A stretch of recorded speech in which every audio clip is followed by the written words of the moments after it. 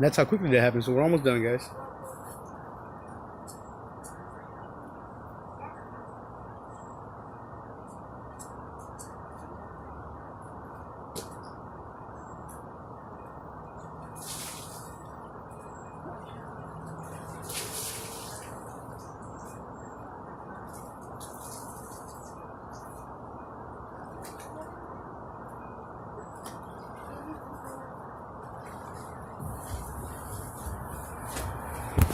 All right, guys.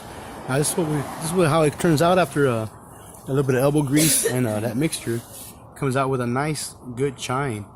So yeah, I mean that was just 2 minutes, and in 2 minutes we made these things look like new again. Wipe up any excess.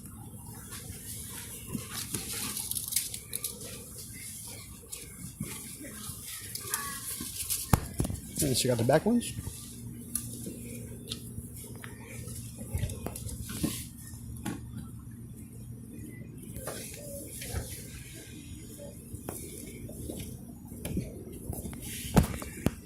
Shout out to Midtown Motors.